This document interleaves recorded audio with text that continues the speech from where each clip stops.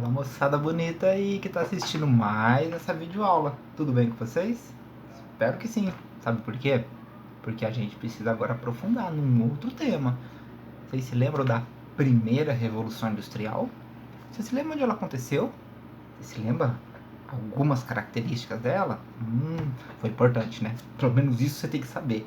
Que ela mudou muito a concepção, ela mudou muito o modo de viver das pessoas. Só que essa revolução, que na verdade é um processo aí de desenvolvimento, é um processo de evolução industrial, vai chegar a tal ponto que vai chegar à segunda revolução. E é isso que a gente vai ver agora, a segunda revolução industrial. Pega teu caderno, anota aí, porque agora a gente vai ver quais as características, quais as mudanças, de que forma que isso aconteceu. Será que ficou só lá na Inglaterra? Expandiu para outros lugares? E a tecnologia? Acompanhe comigo aí, tem bastante coisa para ver agora, hein? Até mais. Vamos lá, acompanhe aí. Segunda Revolução Industrial. Então agora nós vamos para o século XIX. Passado aí praticamente 100 anos do início da Revolução Industrial, nós temos agora o momento de chegarmos à segunda Revolução Industrial. Se a gente fizer uma comparação, acho que é importante a gente rever, né? Nós tivemos fatores que levaram à Revolução Industrial e a segunda. Vamos fazer uma comparação rápida. Século 18, enquanto que agora nós estamos no século 19. Onde que ela aconteceu? A primeira, basicamente nós temos a Inglaterra. E agora? Agora nós temos Estados Unidos, Japão e a Europa no modo geral, em especial a Alemanha. Qual era a matéria-prima utilizada na primeira revolução? Lã. Lembra da indústria têxtil? Olha a ovelhinha aqui, ou ovelhona, né? E agora, nós temos uma passagem e o uso principalmente do algodão.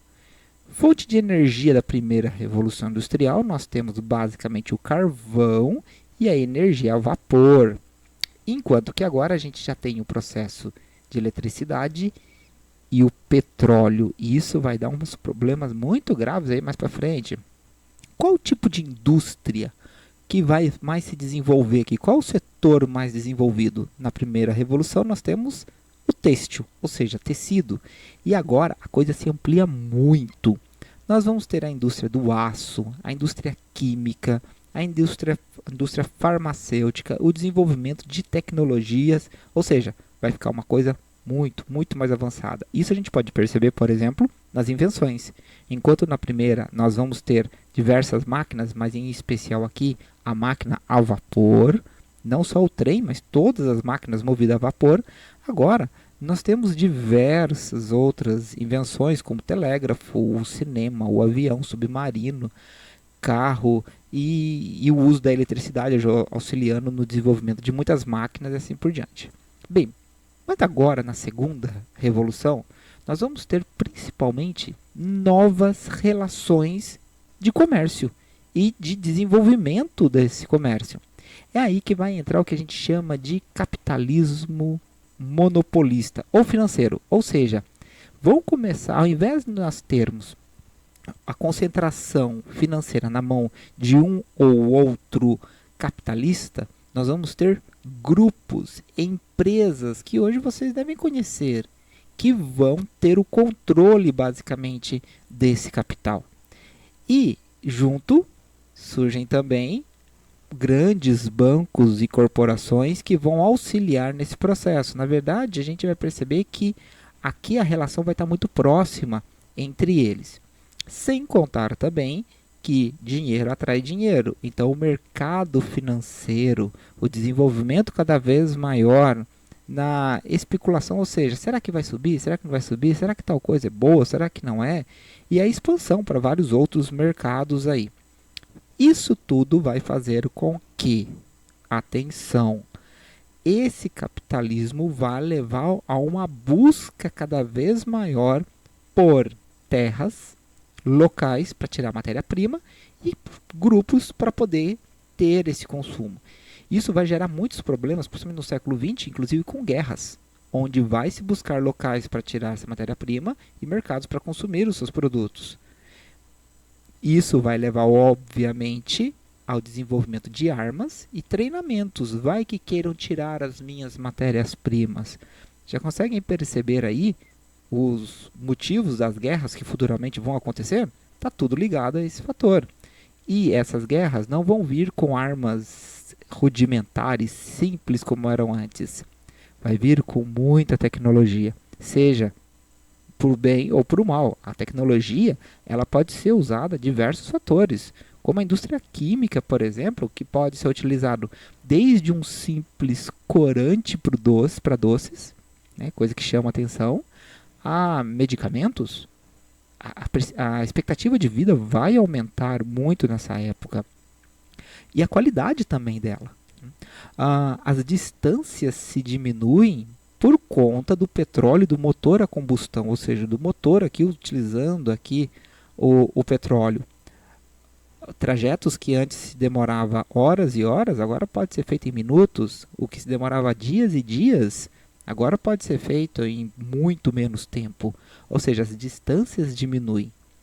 A grande questão é que perante tudo isso, não são todos que vão ter acesso. A dificuldade em ter a possibilidade dessas grandes produções, esse grande desenvolvimento, vai levar a uma diferença muito maior entre ricos e pobres. Há uma população rural que vai para a cidade tentar melhores condições, levando, obviamente, a crises muito fortes, muito sérias. Um exemplo bem claro que a gente pode perceber disso são dois grupos, dois movimentos que vão surgir na época, chamadas de Fordismo e Taylorismo. O que é isso? Olha lá. Na verdade, Henry Ford e Taylor vão ser dois empresários que vão desenvolver técnicas para aumentar a produção. Então, por exemplo, o Fordismo, né, de Henry Ford, que criou a Ford mesmo lá do carro que você já ouviu falar já, ele vai criar a linha de produção. Então tem a esteira, onde ela vai passando e cada funcionário tem uma especialização específica. Então um apenas põe parafuso, outro apenas encaixa a roda, outro põe a carroceria e a esteira vai rodando. Ou seja, especializar cada um para que o trabalho seja feito de forma mais rápida. Já no caso de Frederick Taylor, ele vai desenvolver mais a parte administrativa, criando modelos que simplifiquem a divisão do trabalho, criando, por exemplo, a figura de um supervisor que vai ganhar mais para poder verificar o trabalho dos outros. Essa forma de melhorar o rendimento do funcionário também vai gerar cada vez mais lucros, fazendo o quê? Fazendo com que o trabalhador seja cada vez mais explorado. Essa é uma palavra muito importante para a gente. A gente percebeu que a tecnologia da Revolução Industrial ela se deu a princípio na Inglaterra. E agora nós temos uma ampliação. Não é mais somente a Inglaterra. Nós temos isso sendo transferido, por exemplo, para os Estados Unidos, que surgia como grande potência, em especial aqui na região Nordeste. Eles vão criar aqui várias estradas de ferro, inclusive para transportar essa riqueza para diversos outros lugares. O Japão faz uma abertura econômica no período que a gente chama de Era Meiji, onde eles põem fim a uma espécie de período feudal chamado de shogunato. E assim abre para o Ocidente, fazendo com que também o Japão se torne uma grande potência aí na época.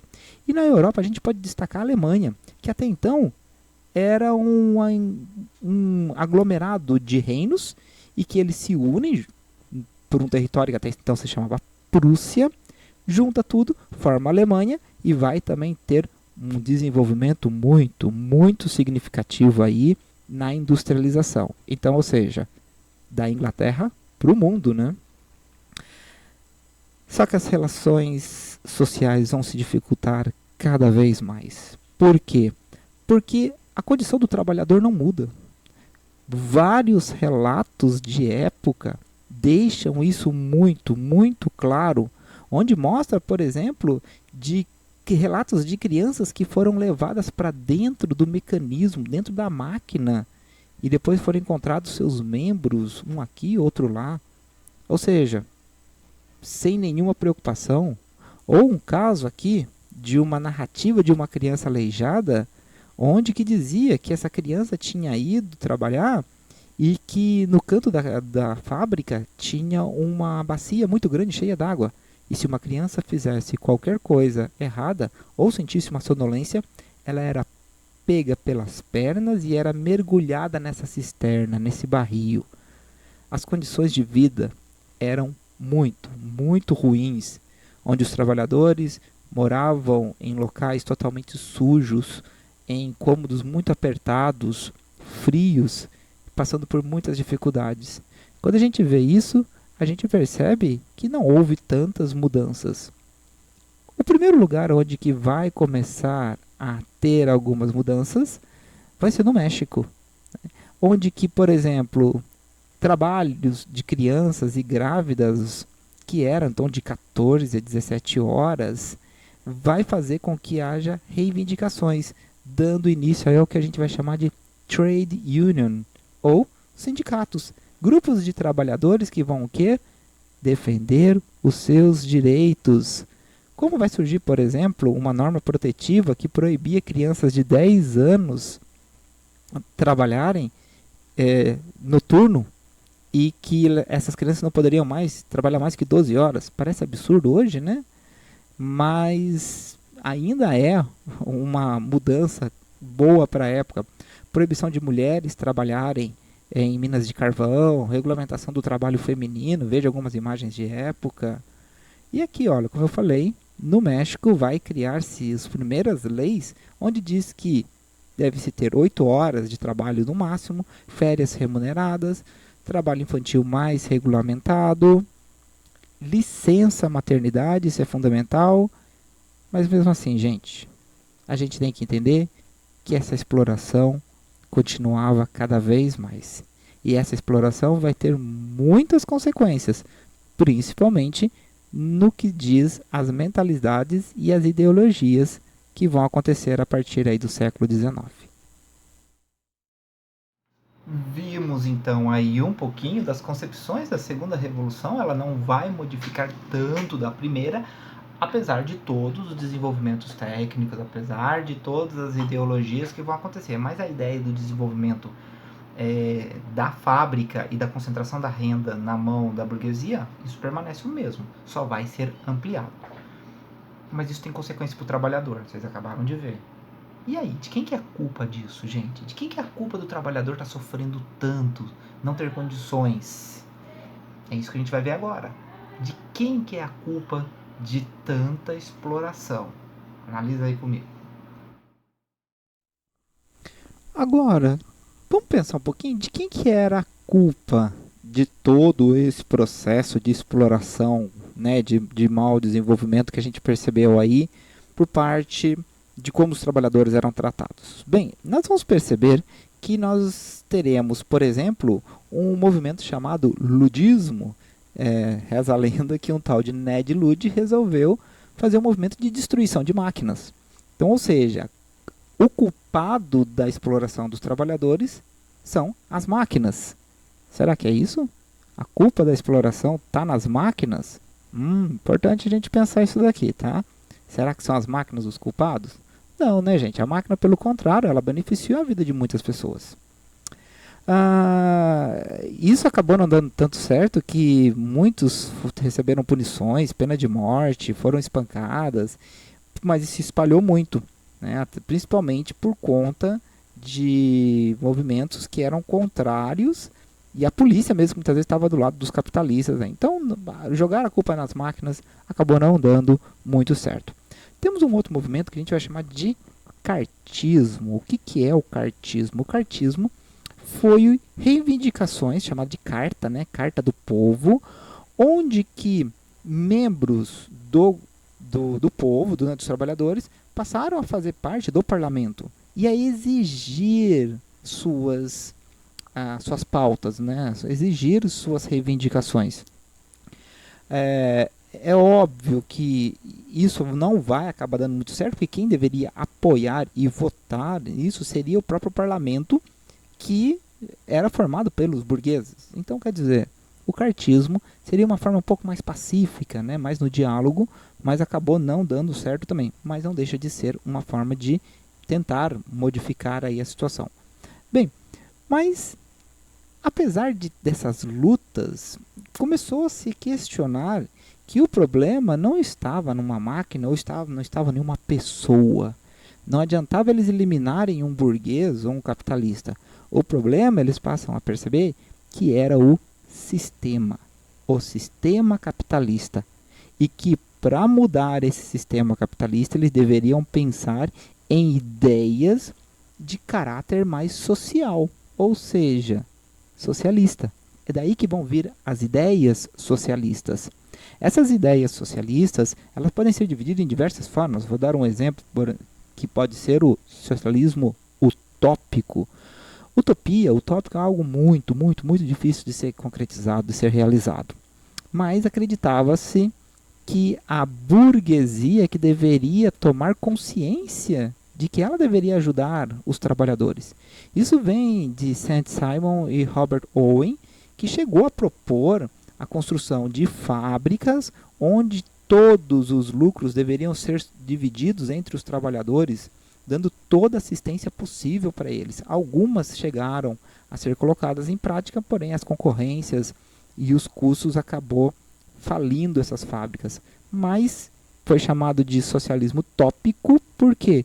Porque seria muito difícil, quase que impossível, da burguesia em si, os donos do meio de produção, donos das fábricas, pensar no trabalhador. Por isso, utópico. Uma outra ideia que teve é o que a gente chama de anarquismo. Anarquismo, liderado por Blanc e Proudhon, vai trabalhar principalmente com grupos que vão pensar que vão trabalhar a ideia de que a propriedade é que é a grande causa das desigualdades. Ter uma propriedade privada é que faz com que haja problemas maiores, porque isso causa divisão entre os que têm e os que não têm. Na visão desses anarquistas, eles acreditavam que quem deveria controlar as riquezas, né, as fábricas e ter toda uma administração dos bens produzidos seriam os próprios operários. E que o Estado deveria ser extinto, ou seja, os governantes, o governo deveria ser extinto, porque o governo sempre trabalha por conta do capitalista, do burguês. Eles chegavam a propor que não houvessem essas leis, que deveria haver uma consciência para que nós pudéssemos trabalhar de uma maneira mais coletiva. O fato deles proporem isso levou muito à visão de anarquismo como bagunça, como falta de regulamentação, né? Então, também não vai acabar dando muito certo, mas ficou a ideia. O que mais proliferou foi a ideia de um socialismo científico, ou seja, um socialismo que fosse estudado, que fosse entendido e que fosse analisado historicamente para poder se agir nele. Essa ideia do socialismo científico foi criado basicamente por Karl Marx e Friedrich Engels. Por isso que o socialismo científico também é chamado de marxismo. Na visão de Marx, ele fez todo um estudo histórico para compreender que durante toda a história houve o que vamos chamar de luta de classes. Ou seja, em toda a história, desde a antiguidade até a atualidade, houve uma luta de quem tinha poder e quem não tinha poder.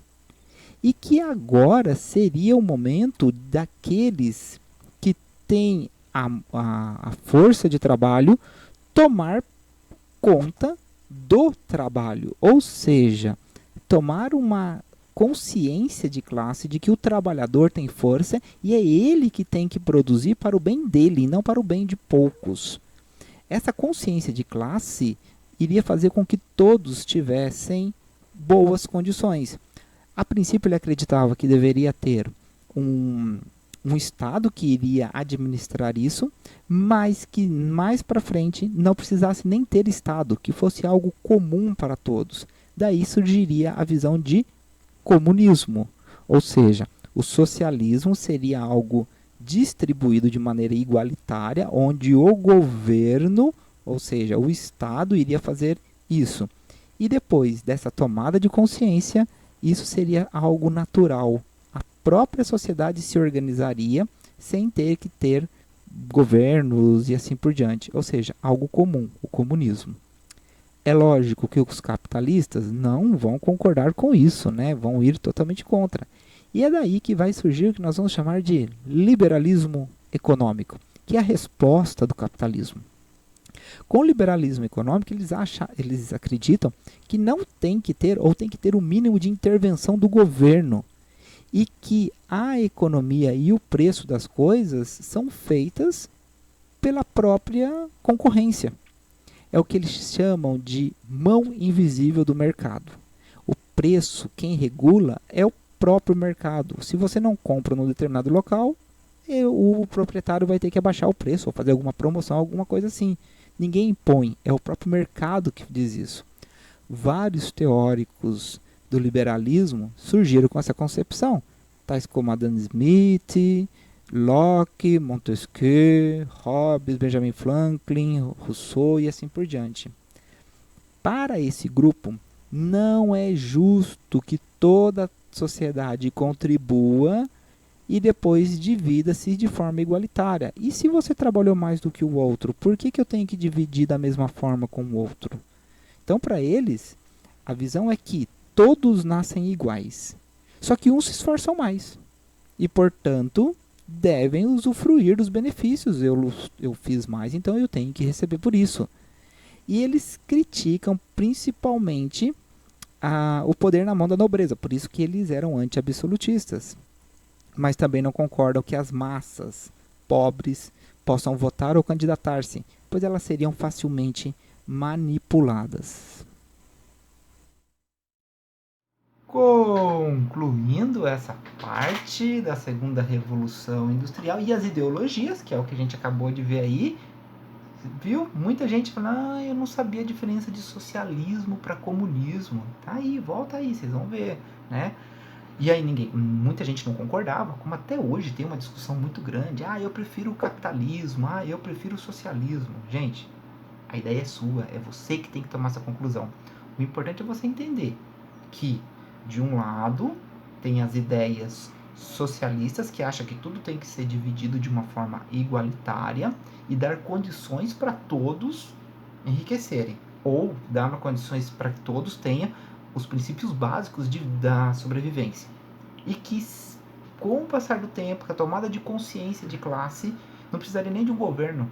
As próprias pessoas iriam se organizar. Aí já é comunismo, né?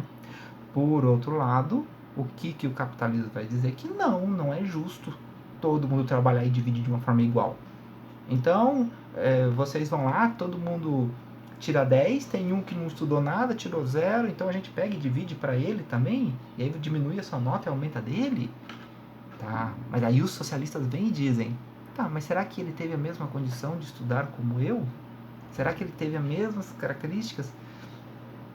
E é isso que você tem que entender, é aí que você tem que pegar, tá bom? Espero que tenha entendido. Bye bye, até mais, bons estudos aí, hein?